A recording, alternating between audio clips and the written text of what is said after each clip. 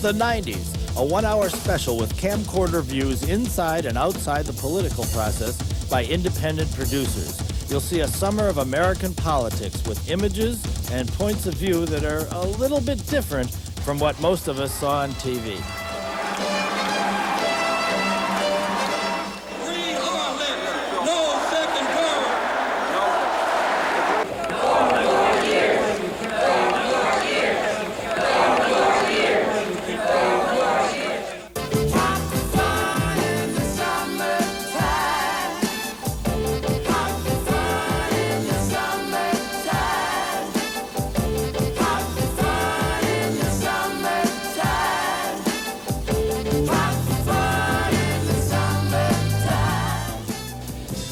Hi, I'm Stony Burke. When I'm not out on the streets slanging and banging the revolutionary message for all people to hear, I'm right here in the GOP convention doing a little undercover work, hoping that you out there in America are watching TV and you're seeing me right now and think, if Stony can get in the convention, you could too. And let me tell you one thing about being inside here.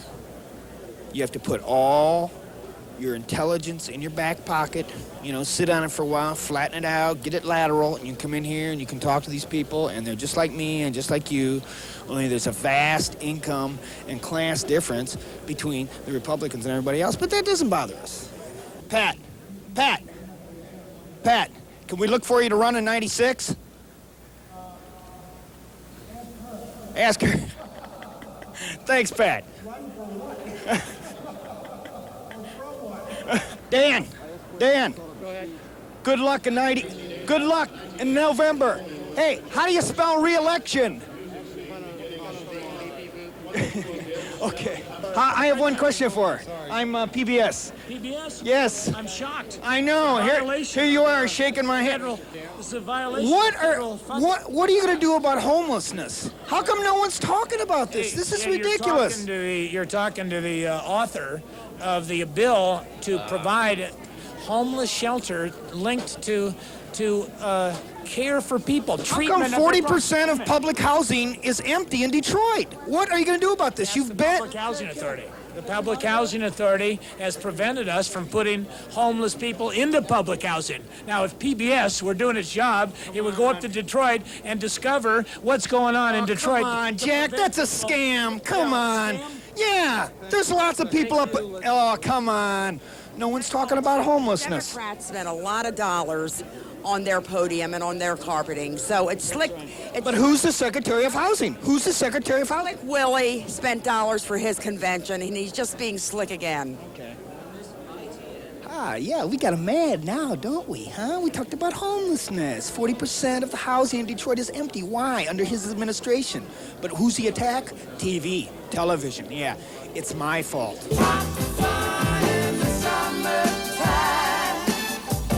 I'm your Uncle Stony Burke. Oh, really? Uncle Sam. Yeah, I play Uncle Sam on many campuses. How you doing? How you doing? Great, thank you. I'm great. Now, you're with the Comedy Channel or something. Have you met these guys? I haven't met them recently. Who are they? Introduce me to them. Yeah, turn around and say hello to those guys. Neil, I want to ask you one more question. Don't you think you should give the money back? No, I think that's a silly question, Sam. Good going, buddy. Hang in. Really? We need it for schools, Neil. Secretary Brady. Excuse me. How are you? I'm Stony Burke from PBS. I'm a big. Okay, I got one economic question for you, just one. If 1% of the people own 40% of the wealth, how do we fix that? Listen, the job that we've got before us is to make sure everybody in this country's got a job, and that's what the president is going to concentrate on. Come forward with some concrete stuff, not raising taxes like Bill Clinton. What's your name? Dick Bigelow. What the heck is that on your head? Well, it's pretty obvious. The sign says it's a victory bush, so it's a bush with a quail in it, and I'm trying to send a message that we want Bush and Quayle reelected. What's your vision of America? My vision of America is that it's just gone 216 years to fight freedom and democracy and to fight and sacrifice, spend money to spread this around the world. And it's gotten there. We've got freedom and democracy in probably 95% of the world right now, and it's expanding, and we're the leader of the free world, and we'll continue to be the leader of the free world, and we've just begun. We're going to be better and better and better. We're going to stay number one?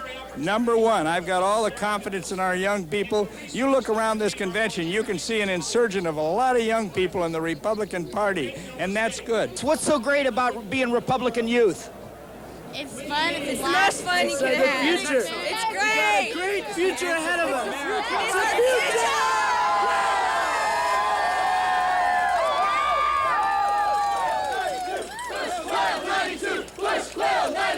Get scared now. Get scared now. Get scared now. Get scared now. How does it feel to be the only liberal amongst the glorious of the right? I actually have met some other liberals here, but they want to stay incognito. I've never seen so many Republicans in my life. How does it make you feel? I'm going out to get a breath of fresh air. I am angry when I see a bunch of high-priced lobbyists come in to manipulate and break the law and break the spirit of free trade. But aren't you a high-priced politician who perpetuates this system? I am not a high-priced politician who perpetuates. I stand up and fight for what I think is right, and if I see something that's an abuse, I'm going to stand up and do it. And where the hell you get the nerve of calling me a high-priced politician? Aren't you a high-priced news commentator who changes things around and reports them the way you want? Now, let me tell you, you think I'm going to take that nonsense from you? Aren't you a little sensitive about... I'm sensitive for a jackass who comes over here and says, am I a high-priced politician? Come on, don't you think politicians should be civil service? Yeah, I believe in civil service, and civil service is standing up for all of our people and calling them the way I see them, and that's what I do. You're rude and you make too much money. You're a jackass. Thanks.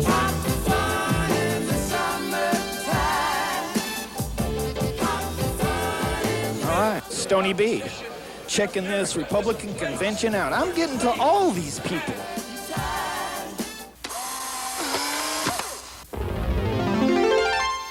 We're living in a country which is merchandising democracy to Eastern Europe and to other parts of the world as though ours functioned. The fact of the matter is, the American people, I think, understand that our system just isn't working anymore. But take heart, folks, or conversely become more pessimistic, because neither is the French, neither is the British, neither is the Japanese system. People are alienated from their political systems in all of our countries. Across the board, we have the forms of democratic representation, we have structures, constitutional arrangements for separations of powers, but the fact of the matter is our governments are essentially malfunctioning in country after country. And there is the beginnings of a rebellion against this, a deep resentment and a deep fear on the part of people that the whole thing's going to come apart. And unless we begin thinking now about what kind of political structures would make sense in the 21st century, in an environment of high-speed change, in an environment of great social complexity and diversity, we will in fact run up against the wall. We have got to begin thinking now about what a constitution for the 21st century for a democracy might in fact look like. We spend enormous amounts of money and pour creative energies into the design of missiles. We have enormously bright people who are helping to restructure our corporations for the 21st century, but not much is being done or even thought about imaginatively to restructure the concepts or the basis of political life in this country.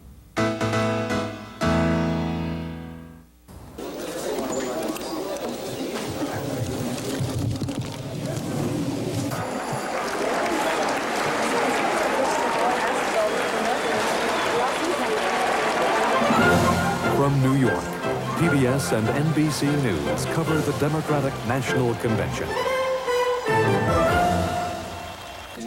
There is a convention of 5,000 delegates, 10,000 guests, and 30,000 people that want to be in the hall. All the telephones are in place, all the sign stanchions are in place.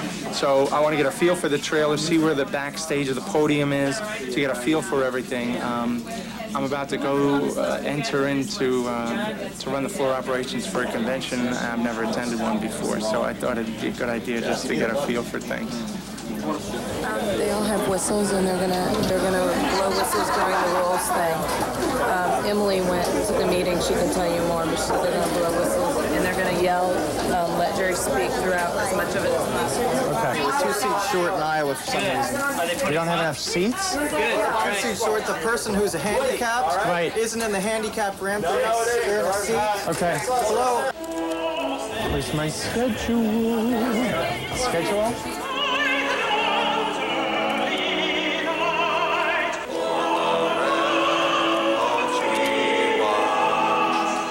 Here's the plan.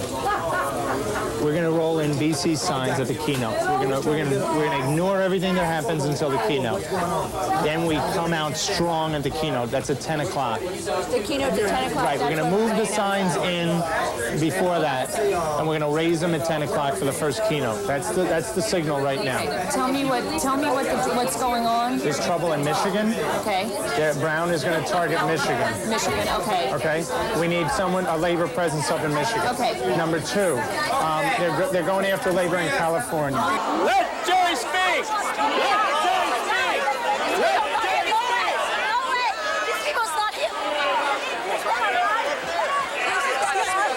They took all the front rows here in the California delegation. How did they get away with that? Why don't they got here early and put their names on the seats? What happened? What really happened was last night they came here for a whips meeting, and the Clinton people had completely put all the Clinton people in front. This was negotiated by the Brown people, so this is better than what it was going to be. Let me let you know what the agenda is, okay? We're starting to get close to prime time. We're talking Mac Davis, who will set up the Will Rogers Follies, and then a slide backdrop. There will then be a New York City video at 8:13. A welcome to New York speech provided by the Mayor of New York, David Dinkins. What time? That's at 8:16. Probably a 3-minute video then. All right. Then, after the mayor speaks, there will be a New York medley provided by a 400-piece marching band.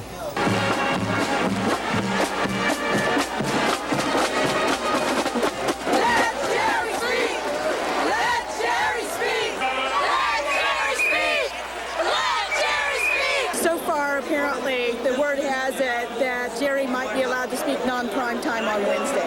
Okay, once again, get the word out. Jerry Brown has an opportunity to speak on Wednesday when his name's in nomination. The issue is prime time, not his chance to speak. The issue is when he speaks, not whether he will speak. I want you to help me out. I gotta go. You guys have Isn't this fun?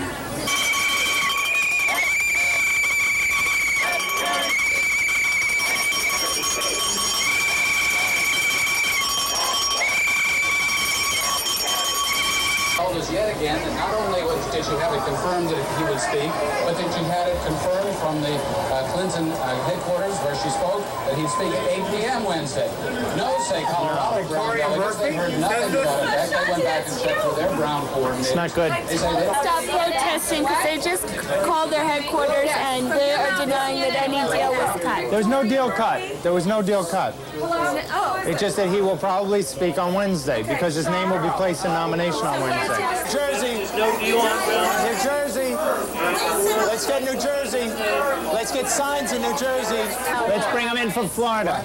From Florida, bringing I'd say we have a daring Florida counteroffensive. Okay. Don't you think? What the heck? John Yates, let's attack on the southern flank.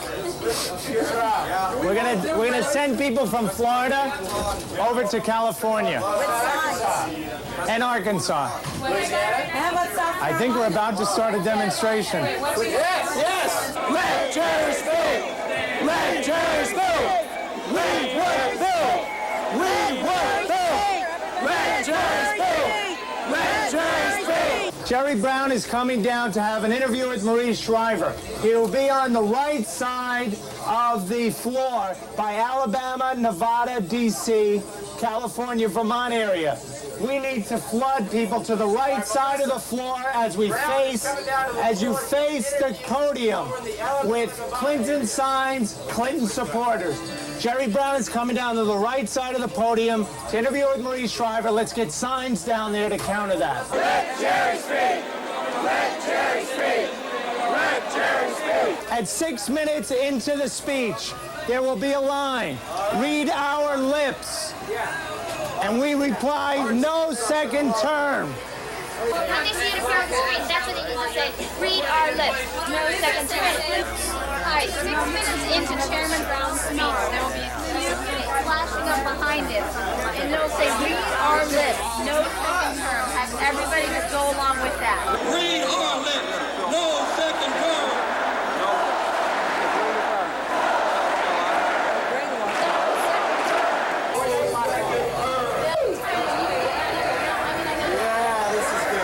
Down. I got it down. Wow. First convention. Well, they can't hold that against me anymore. It's over now. Well, it was good. A little Brown counteroffensive. A little trial by fire.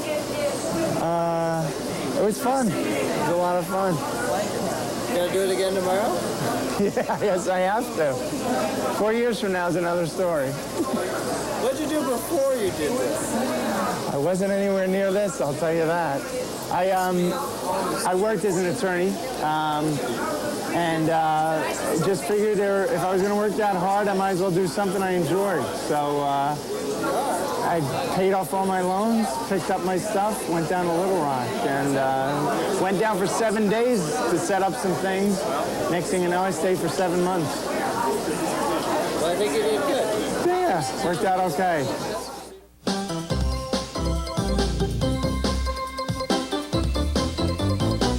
What about the CBS? People talked about you. FBI. Ooh, I like the FBI. And what else? And that's CIA. Where'd you get the CIA? It was given to me. She is the CIA. Some of the Secret Service folks are pretty nice. They'll trade with you. I had a Secret Service Texas one for a while. Right. I traded that one away. And I now got a New Jersey one. I just how traded. about Batman? So what do you think's the most valuable one for you in your collection? In my collection? I was offered $100 for this. For which one? For the CIA. Jesus Christ, I have nothing to top that. Who offered you that? Somebody, a photographer, offered me $100 for that. The FBI is not for trade, although the FBI is also pretty valuable. It's a really beautiful print. That's really a fantastic collection. What do you do for a living? I'm a student. You what? I'm a student. A student. Of what? American history and politics. Which t-shirt's your favorite here? This one's definitely my favorite right here. Yeah, what does it say here? Stop the liberal media lynch mob. Tell the truth about the Reagan legacy. Good stuff. All right. What other ones you got here? Reagan Truth Squad on the back right there, too. Okay, all right. We've got I Don't Believe the Liberal Media. We've got them stickers. We got them in bumper stickers and everything, too. And then here's another personal favorite. Dan Rather. Yes, rather biased. It's good stuff. We can clean up the sea with a real catchy line. We can clear up the sky with a clever design. For under $20, we can rescue the earth. We can save the planet with a t-shirt. We bought a t-shirt. We saved the world. We got the t-shirt. We saved the world. We bought the t-shirt. I've seen Klein. We saved the world. And I've seen Haynes. Just $16. We saved the world. $60.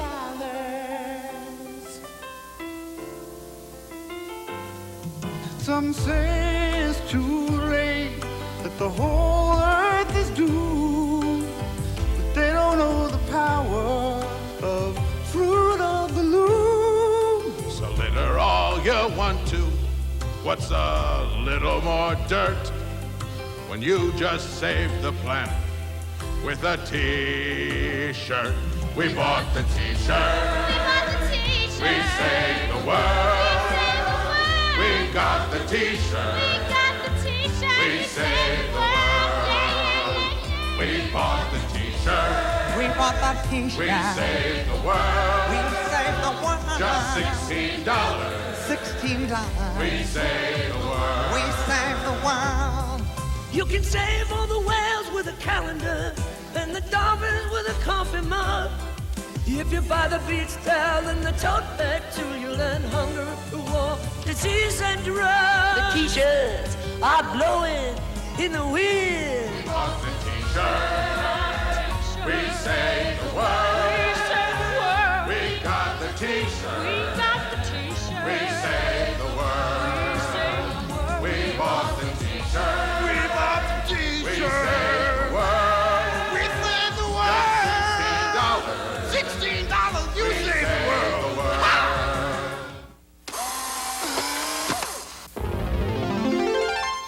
My name is J.R. Hammond in Woodstock, Alabama. I'm a coal miner. I'm a single parent of a teenage 16-year-old daughter who's the light of my life. And I'm here for my daughter and the daughters of all across this country. We got to have a new president or everybody's going to go down the drain. They laid off 700 workers where I work not 2 months ago. 700 families out of jobs now. Children hurting. They don't want to accept the facts that racism is strong and alive in this country. It's getting stronger too. Yeah, poverty is strong in this country and we're getting worse. That's the scary part about racism. It is being accepted. It's being accepted. It's not like it's not like you can, like it was in the 60s where it was brought up and people recognized it and said there was something that has to be done about it. It seems as though now what they're doing is they're recognizing it and saying, well, so what else is new? I'm not asking my government to do a damn thing for me. All I'm asking for is to give me an opportunity to go get a job. It's the 90s. In this world, there must be a balance. That's what there are men and women for. And we have grossly unbalanced the check and balances by making it a primarily, and especially in politics, a male-oriented society. How would I change that? I'd put a woman in office. Because we need women. We need women. I would love to see a woman president. Look at the state of the world right now. We can't do worse. Let's say in the year 2006, I'm gonna be the first black woman president. Watch. Sister! Most women are doing that right now. Most women have to work. Most of my friends work, maintain homes, maintain children, juggle bank books. They do a multitude of things as compared to men. It's advertising for the underground. It's all of my favorite things. Getting dirty, breaking the law, feminism, all wrapped up into one. Okay, what is WAC? It's the Women's Action Coalition. And we're just an organization of angry young women. Big sister. How many women are in WAC these days? Like 1,500. Approximately 500 women show up weekly for meetings. How many delegates do you think come up to 104th Street? No way. All the museum, well, this whole Maybe 3. part of Fifth Avenue is open, and it's all going to be blocked off all the way down here? Yep. Oh. From 104th to 84th will be closed to traffic. Basic property, somebody paid good money for. Can't protest according to the law. Whatever it is. You know.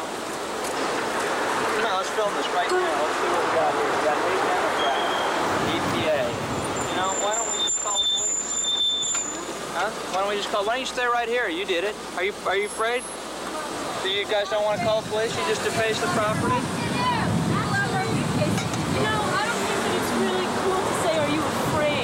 Sort of implying that I don't have a penis, so I've got to just timber and shiver in your sight. I'm just saying, did you just debate? Did you not just do this? Why don't you just hang out? Did you do this? Go pro-choice, and that'll be cool. I am pro-choice, but I don't want to deface property. You're gonna run away now, okay? Stay here with me, would you? No. You're scared too, huh? No, I just like hanging around a car with ass. You're a common criminal. You're criminals. We wheat pasting up on 104th Street, and a lot of kids came out, and they were Latino and black, and they were like, hey, what's going on? What are you doing? And we told them about the march, we told them about WAC, and they were really interested. And then we were wheat pasting down here on 95th Street, and all of a sudden, like, this white guy in a Harvard t-shirt is like, what are you guys doing? Defacing public property, what's going on? And he just wanted to pick a fight. He didn't want to know what was happening. So now we have to go be very police conscious, because we are breaking the law. It's true. The cops come. Let's take off our shirts. Kelly, that's brilliant. If I'm gonna get arrested, it might as well be for indecent exposure. You can do it anywhere. You can be topless anywhere in the city. Hi. Hi. How are you? What is this? It's legal. Fingers. Topless dancing, baby. We won't get arrested. It's legal now in New York. Really? Yes. Yeah, they passed the law yesterday. Are you enjoying this? We love it. Are you? I feel mixed about it. I'm a feminist, and it provokes men to do things that you probably don't like. What time did you start doing this? About 5:30. So what's it been like? People have been very friendly.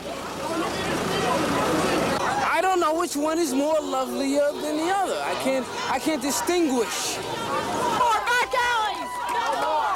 Abortion rights for young and poor back alleys! No more! Abortion rights for young and poor back alleys. No more! Abortion rights for young and poor! When we opened in November, we were always gearing for the Democratic Convention, thinking that all these out-of-town delegates being in town wanting to party, they would come here. So, the top upscale topless clubs are the new phenomenon now. You don't have to go to like a seedy Times Square dive to have a little nudity and a little fun. So what about this event? Isn't this illegal? What we're doing here? Yeah, it's illegal, but no one has given us a ticket yet. What do you think of this? It's great. Why not? It's New York. What do you think of this? I think it's kind of sad. I think it's objectification and exploitation. And I think it's unfortunate that patriarchy has constructed our sexuality to make us believe that this is freedom. What about the freedom to be topless? Are you for it or against it? I'm for the freedom that sexuality isn't constructed in a patriarchal society of dominance and submission and oppression. And this promotes that? Yes, it does. So are you upset by this? Bring on the peace! Women! Hard the people! And the violence against women. So are you with an organization? I am promoting a march, July 13th, to end violence against women. Get the money! All right, we gotta go. We don't make the news up. We just report the news, and people need to get a grip. They don't want to know what's going on, and so they don't want to see the ugliness. But it's out there, and we got to show it. Complain that it's not reporting it, it's how you report it. Well, that's true, but everything's a filter. We can look at this drain right here, pictured there, and you can say it's black, I can say it's white, I can say it had 40 holes in it, you can say it had 1 hole in it. Everybody edits. Don't trip over the barricade there. So, everybody edits. I edit when I shoot, how I frame up a shot, sure. Reporters edit when they write. Everybody edits. Everybody has their own views and backgrounds, so that's preposterous. Nobody's totally unobjective.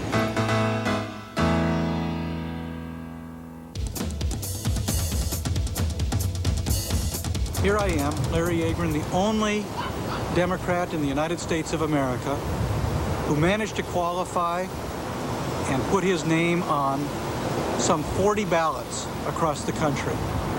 40 40 states. ballots. 40 states and territories, as we put it, across the country. Millions and millions of people saw my name on the ballot. Yet I'm the only Democrat in the whole country, certainly the only candidate, whose name was in front of millions of people, but for whom people had no idea as to who this person was and what he stood for. And that's completely a failure of our democracy and a failure of the media, in my judgment. Larry's candidacy has highlighted what I believe is the general laziness of the press, that the press isn't fulfilling its civic responsibility and its duty to inform the public as to the range of candidates out there, as to the range of their views, and then letting the people make that determination. And I think that is where the press is most responsible for the decline in the leadership of this country. You may think that it's arbitrary how we select which candidates are going to be followed, but actually we operate under limited resources. Time, money, it costs a lot to follow a candidate. And it comes down to eventually we say to ourselves, not who can we follow, but who can we not follow. I was at events where I had debated or I had spoken at forums with other candidates. There we were. I was next to Paul Tsongas and standing with Bob Kerrey and Tom Harkin. And what was the press doing? They were actually telling me, the photojournalists, please stand to the side so we can take a group picture of these other candidates. Now that's when I was in an event actually debating these guys in Washington, D.C., in Boston. We were at candidate debates and forums that weren't covered nationally. But what did those photojournalists do? They said, please step aside in the picture or step to the end, with the idea, of course, that they would crop me out of the final photo. Did they?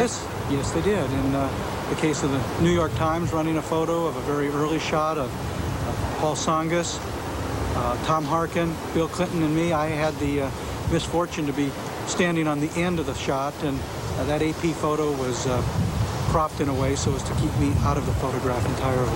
I have the luxury as a New Hampshireite to see all the candidates. I mean, we feel personally slighted if we don't meet each one of them.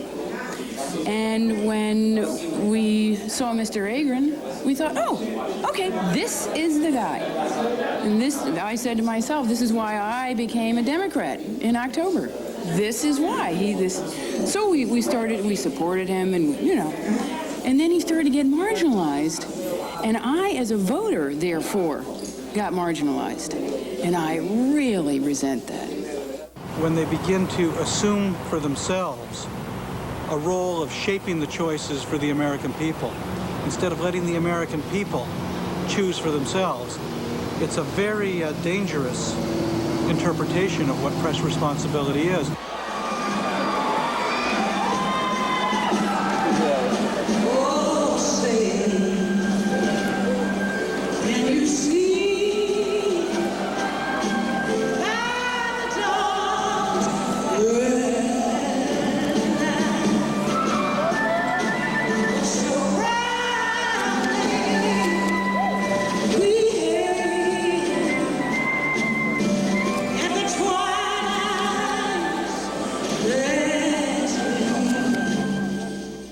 So just if you could tell the camera who you are and what's going on here today.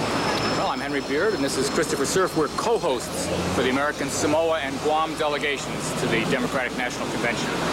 Why did you choose this particular delegation? Well, one of the compelling reasons was in this year of the Political Outsider, there is no group of delegates, no delegation that is more outside the Beltway and more away from Washington than American Samoa and Guam. I mean, after all, they are on the other side of the international date line in the case of Guam and the equator in the case of American Samoa. Madam Secretary, the American Samoa delegation traveled 13,000 miles to be at this great event because nationals, see, like other territories, they actually become U.S. citizens. But the local government in American Samoa didn't want to go that far because the Samoan system is what we call the Matai system. It's chief-oriented, family-oriented. And we feared that the way the American system goes, it might affect the Samoan way of life. So we opted to go in as U.S. nationals, which is one step below U.S. citizen, I guess. I don't know if it's been actually clearly defined, but we are just like U.S. citizens. We have U.S. passports, but we don't vote for in the U.S. elections.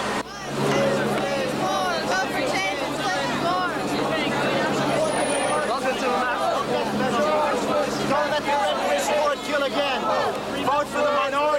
to condemn the death penalty. Put this party on the... Force a blank fight on minority blank bills. In casting our votes, we'll tell them how we feel about all the problems that the nation is facing right now. To let everyone here know that American Samoa shares in those problems too, just like the rest of the country.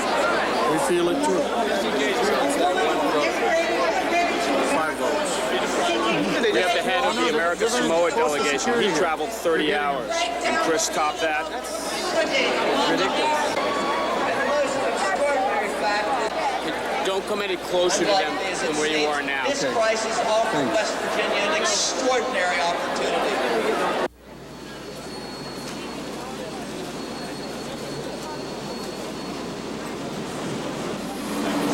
Yeah, in Samoa, Samoa, or the Samoan culture, the Samoan way of doing things is still very much alive. So when chiefs get together, it's a chief system, huh? Right. When chiefs get together, what's it like? Is it like a Democratic convention? Not really. What's it like? There's a lot of discussion among the lower chiefs, but the final decision is made by the big chief. So the question is, in the process of making a decision, is there dissension? How is it resolved? There's only one person who makes the final decision. And what if everybody doesn't like it? Too bad. So there's never like somebody complaining? No, they can't. They just can't. What the chief says goes. And then is everybody happy? Well, they usually support the decision that he makes.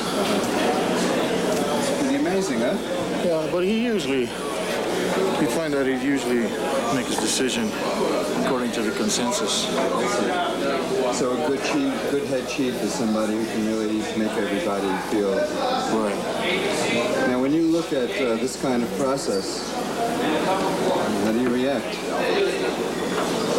We're kind of used to seeing both sides of the coin, because a lot of times you'll find that when things don't work the Democratic way, you kind of laugh, because if it was done the Samoan way, if I was Samoa, it would have worked. Here. Great.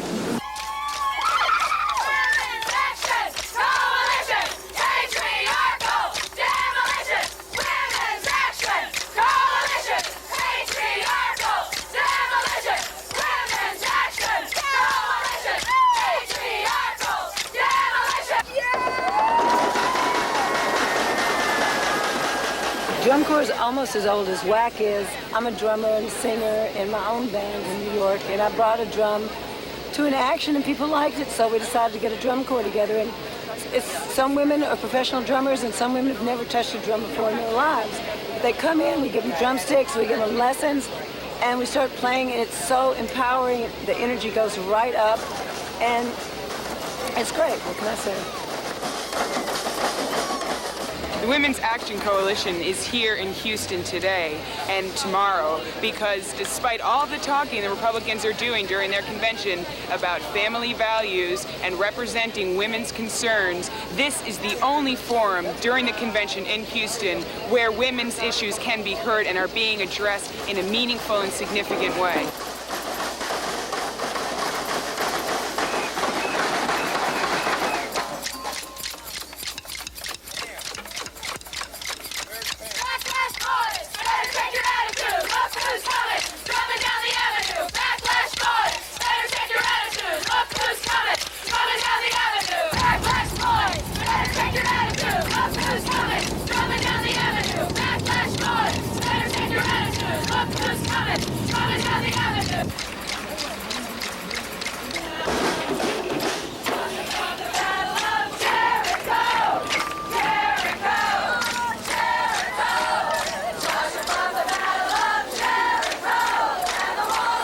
He's not really like the pretty boys from the other campaign, but he has a very stately look.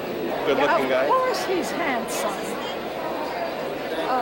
He's also a very virile man. So many people in the last campaign did not realize his prowess, and I helped spread the word that of his war experience because, you know, the Japanese shot at him as he was wading ashore. I don't know if you know that or not, but they came out in the surf and shot at him, and one of our subs picked him up and saved him. And I mean, he has much valor. George Bush is a very brave man.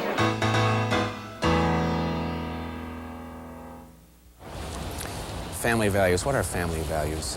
Thrift, honesty, integrity, respect for others, self-respect, self-abuse, incest, beatings, angry fights, sweating in the back seat in a 12-hour car trip to Disneyland, Disneyland being closed, severe sunburns, grouchiness, cars that don't work really well, mortgage payments, learning to smoke at 12 years old, getting kicked out of the house, having to go sleep in the girlfriend's house, or there's a black Labrador just sort of staring at your face. You don't know whether he wants to rip your throat out or lick your face.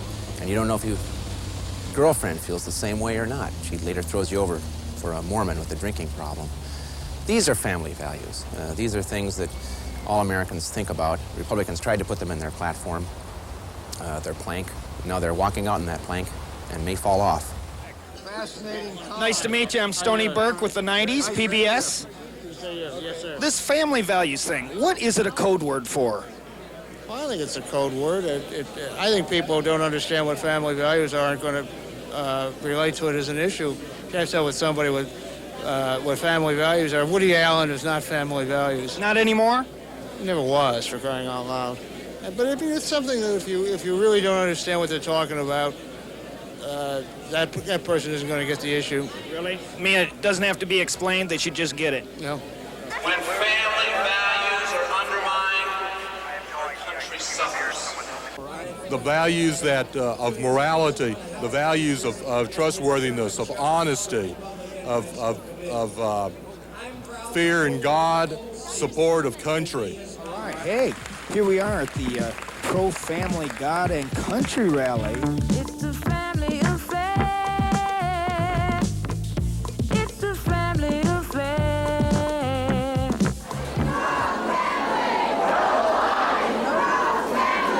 It's a family affair. It's a family affair. It's a family affair. It's a family affair. Oh, yeah.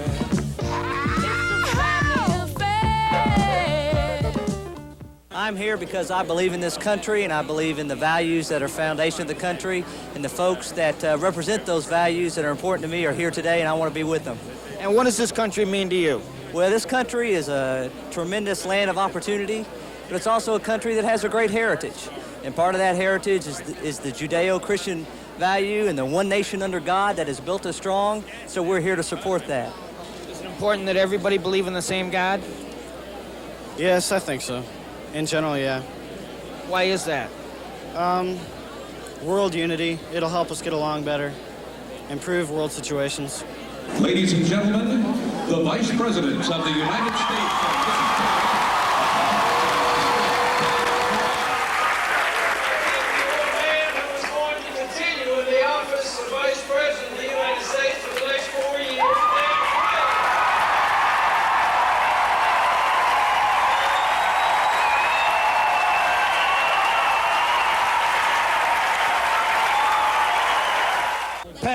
Pat, that was a wonderful rally today. I just wanted to tell you it was so beautiful. Well, I was thrilled. We had over 3,000 people, and they were so enthusiastic. It was a great way to start celebrating this platform. Yeah, I wanted to ask you one more thing. Do you think the Native Americans had a soul, according to the Pilgrims who came? Well, as far as I know, they did, but I don't know what the Pilgrims thought. I certainly think so. Well, there's the dynamic trio themselves, Marilyn Quayle, Pat Robertson, and Rush Limbaugh. Rush, how's it going? Is this going to be good for your talk show? How do you feel about the attacks on the cultural elite that Dan Quayle is making? Do you feel that's an attack on you personally in your career? No, I don't see it that way. I think it's the interpretation of what he's trying to say. You know, sometimes people say something, and the way they structure how they say it comes out as something else. If he's talking about family values, I'm all for that. If he's targeting the industry, I think that's a mistake, you know. So I think it's how he says some things. But I can cut him slack in that area. Yeah. Bruce, Stony Burke, the 90s, how's it going? Good to see you tonight. Aren't you one of the cultural elite that they're talking about all the time? Absolutely not. Okay. Talk to you later. Have a good night. Major Dad. How are you? I'm Stony Burke with PBS, the 90s. How are you? I wanted to ask you, when they attack the cultural elite, don't you feel like the arts are under attack? No. I think what is meant by that is people who put themselves above the general populace, who know better how we should all behave. I think that's what's meant by the cultural elite, which I don't consider myself. How do you feel about the attacks on the arts in general? When I see them, I'll let you know. See you later, big fella. All right. Here we are at a gag rally, a rally against censorship at the Manil Collection in Houston. And we're going to be talking to people who are definitely against censorship. Censorship affects my life in a very great way. The voices of protest, the voices of dissent, the people that have a true vision for a much fairer, freer America are being suppressed. These people are not allowed to speak. And it's because of the censorship. And the censorship is very political. It's also cultural. As a gay man, I see images that reflect my experiences that are denied from public funding, denied from public museums, denied from schools, denied from public support, and that is just wrong. What's with Ross Perot? What happened? Well, he didn't understand the game, and he jumped in front of a movement and offered to lead it, and then when the game got tough, he clearly didn't want to continue. Some of his supporters obviously did, and what he didn't realize is there was a movement, and when you lead a movement, you got to lead it all the way. And he forgot it was a movement, and I think he thought it was himself, and that he wouldn't be tested the way other candidates were tested. Do you think the Clinton campaign's being fair with you? I don't understand the question. All's fair in love and war. That's all I have to say about it. Is all fair in love and politics? Love and war. All's fair in politics. Is this a war that's going on? This is a war. This is the future of our country. Yes, it's a very serious endeavor we are undertaking here.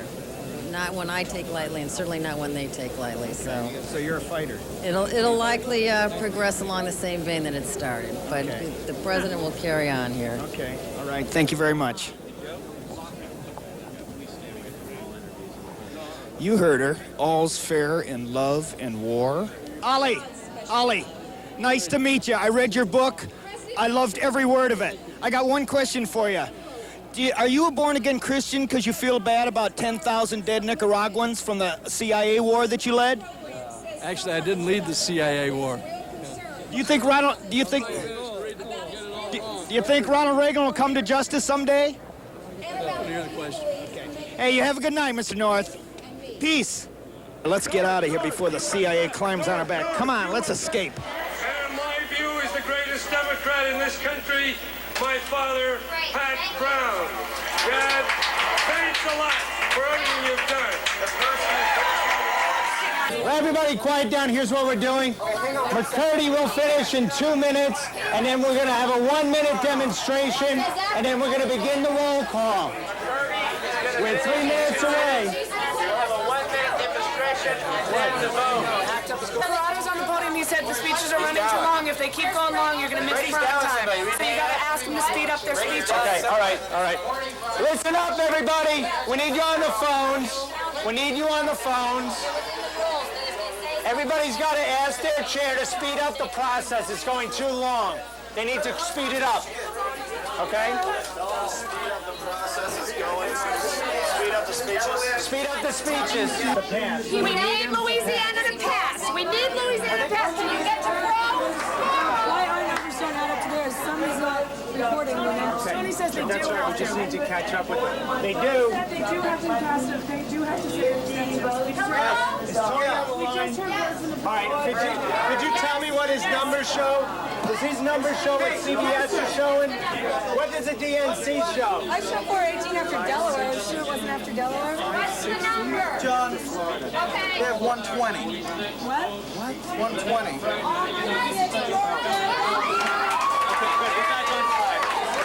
We're within one. We're good. We're perfect. Here he comes. Good job. All my lines are busy. Who's All this? our lines are busy. We have This no is phones. Barnstool? They don't want to. Do it. Do it. Do it.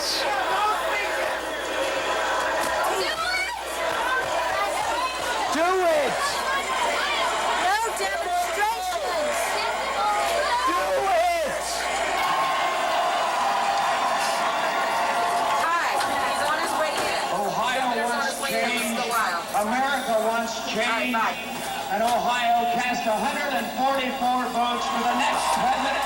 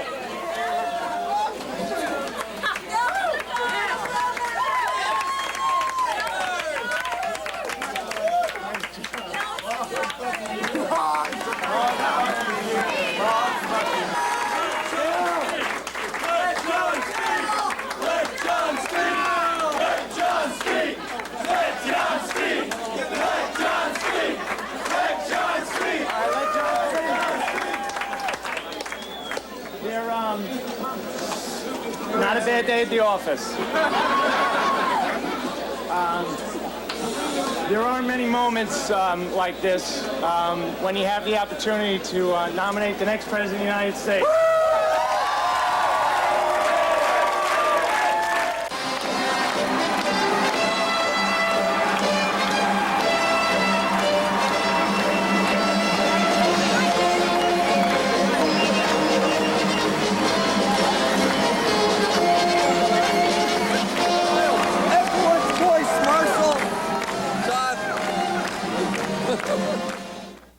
There's no more, behind smoke-filled doors and smoke-filled rooms, It's all done in the open. It's no smoking-filled rooms, It's the same room, they just don't allow smoking. It's the same thing. This is the torch being passed to another generation underneath the table. It's more like a torch is being slipped to another generation. The new guys are getting the nomination. They're young guys, but they might as well be old guys. Nothing new here. Here we are walking up the podium at the Republican National Convention. I'm just about to give my speech declaring myself as a candidate of the President of the United States. The President has been doing such a poor job, I thought it was up to me to take over. So our troops are taking over. The city's surrounded. It's a totally non-violent, beautiful revolution. So I must go up now and give my speech.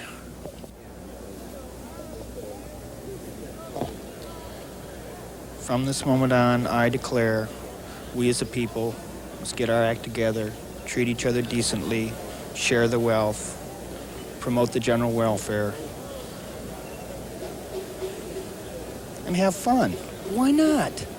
Are we so beyond the American character of who we are as people that we can't once in a while just get together as human beings and have some fun? And forevermore, amen. That's what it says on the teleprompter here. And forevermore, amen.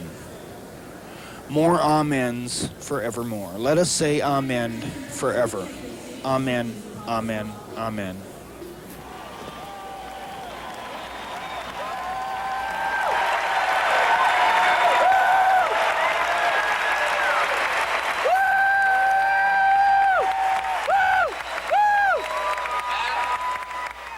We'd like to know what you think of the 90s. So write with questions or comments to the 90s, 400 North Michigan Avenue, Chicago, 60611. Or you could fax the 90s at 312-321-9323. See you in the 90s.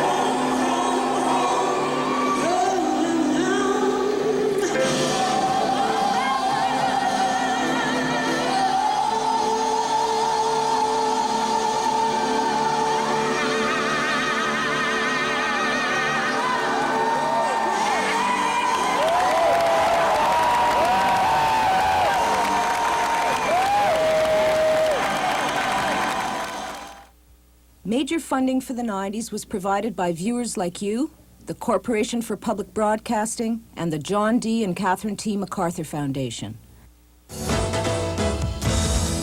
If you would like to buy a copy of this or any other 90s program, call 1-800-232-1120. Credit cards are accepted.